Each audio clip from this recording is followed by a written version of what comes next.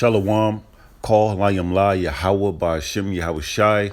That's all praises to the Heavenly Father and the only begotten Son. All right, who the world ignorantly calls God and Jesus. All right, double honors to the apostles and the elders of Great Millstone for teaching us 100% truth according to the Bible and who rule well. And a double shalom to all you Akim and you Akwath. I want to bring out this article here. All right, this is sort of like a prophecy report. All right, this comes from the New York Times. It says, what's between 30 million Americans and an eviction tsunami?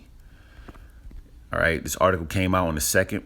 It says, we've all been so concerned about the transition on January 20th that many of us have forgotten another critical date for American democracy, December 31st.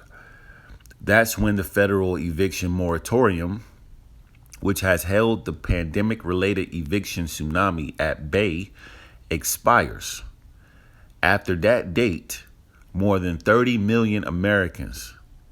After that date, more than 30 million Americans are at risk of losing their homes. Congress must act to stabilize the country's rental market, prevent widespread displacement, and curtail the growing domination of housing by big corporations.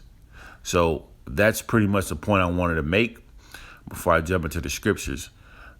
More than 30 million Americans are facing foreclosure and or evictions. Okay. All right. Without further ado, I want to jump into first precept I got. Matter of fact, let me get 2 Ezra 15:49. It says, I will send plagues upon thee, widowhood, poverty, famine, sword, and pestilence to waste thy houses with destruction and death. So the Lord's bringing all these plagues. All right. And the main one that I want to focus on is poverty.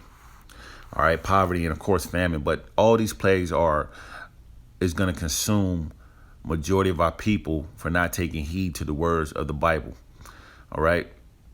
Poverty, when you go into that word, it says the state of being extremely poor. And this is what a lot of families are experiencing in these times due to job loss, all right, because of the Rona-19, all right, that has been taking place. The Lord put it on these devils to push out, okay? So that's causing a lot of people to be extremely poor, all right, with lack of resources for the necessities in life. Now, here's a word I want to look into here, destitution. It says poverty so extreme that one lacks the means to provide for oneself. Now, here's the example here. It says the family face eviction and destitution. All right. And that's what a lot of our people are going to facing now. OK. 2 Ezra 15:49. I will send plagues upon thee. So the Lord is doing this. It says widowhood, meaning, a lot of these women are going to be without their man. Okay, their men are going to die in this upcoming World War III. They're going to be drafted in, for those that are not already in the military. And then also men are going to be killed on this land from, martial law or, uproars of people. And a lot of these women are going to be destitute without their security. It says poverty. We just went into the definition of poverty. A lot of people are extremely poor.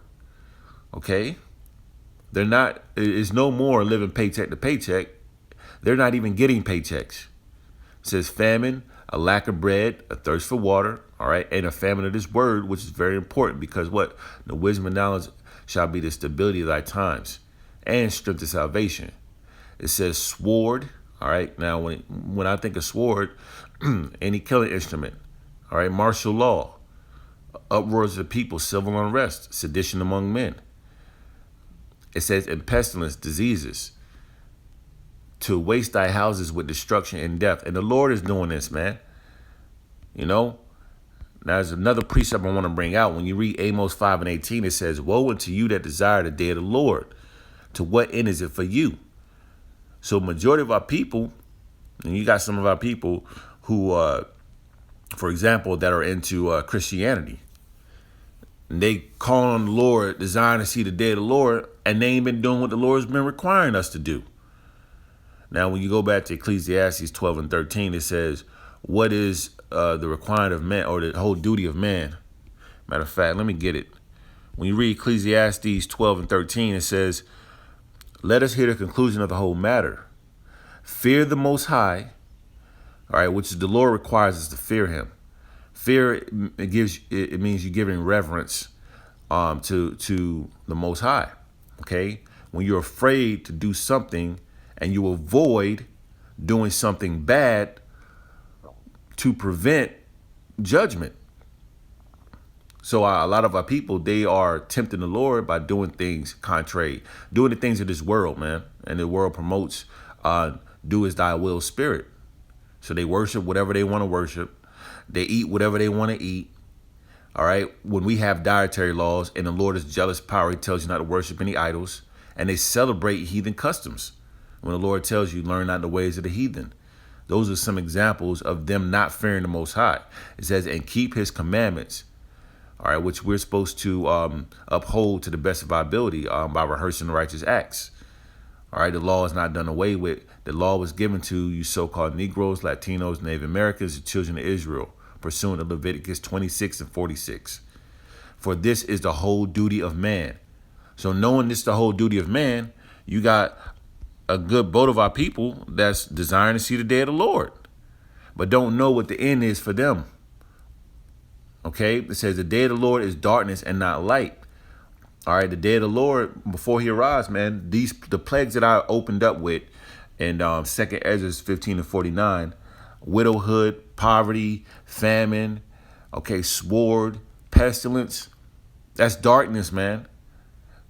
And you're seeing our people going through it. 30 million Americans are about to face either foreclosure or eviction. And you know, majority of them are Israelites. Verse 19, as if a man did flee from a lion and a bear met him. So you get from one situation. Now, let's say they extend the moratorium. Well, still a famine going to come. All right. You're going to have to face famine. How you going to eat? Or, you know, Esau is pushing out and he's going to use his task force to make it mandatory for you to take the vaccines. All right. So if they extend the moratorium, well, shit, you got another plague coming your way that you're going to have to experience. And there's no escaping it.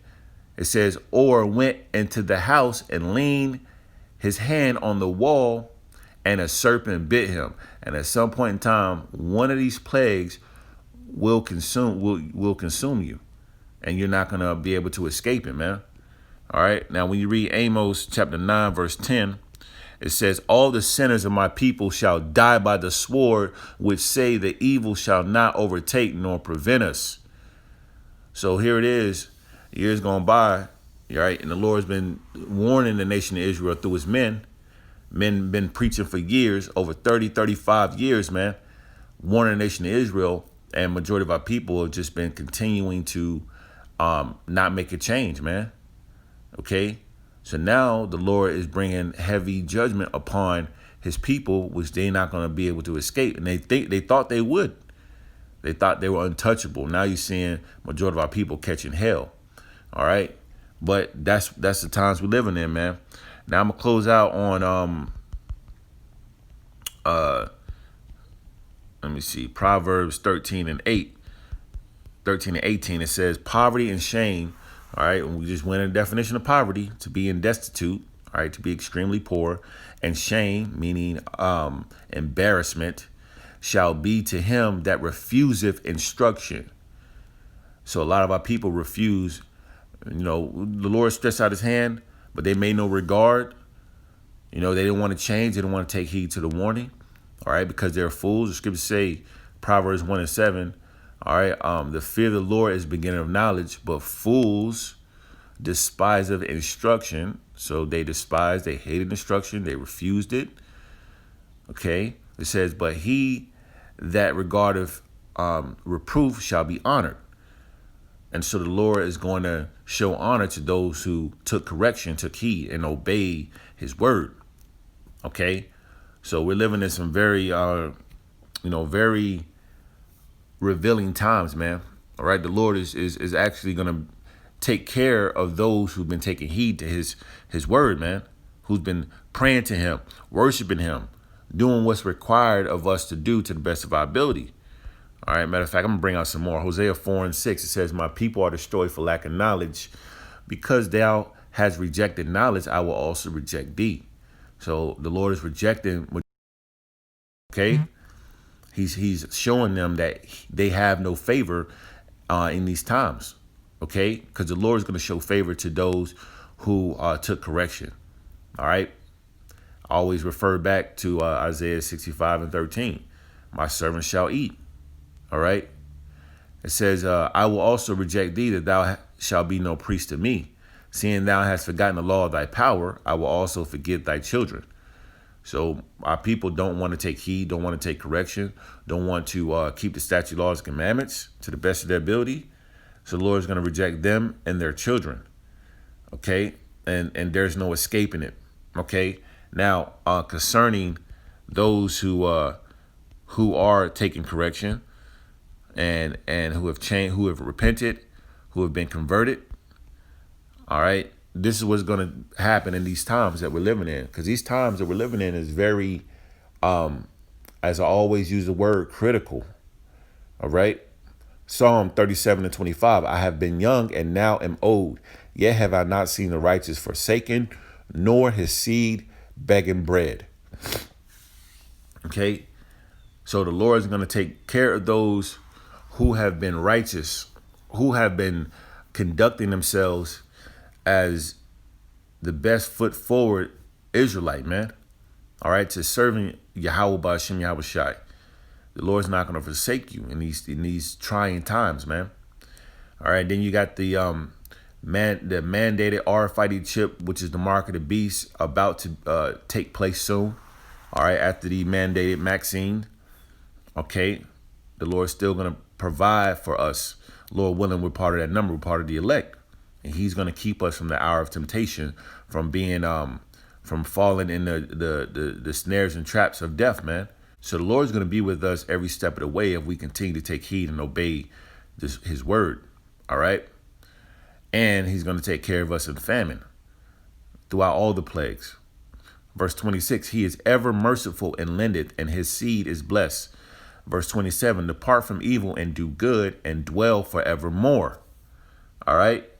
So that's what we are required to do, man. Depart from evil, seek the Lord, and do what's required of us to do. And the Lord is going to be with us every step of the way. All right. But for those who don't want to take heed, hey, man, these plagues are knocking at your door.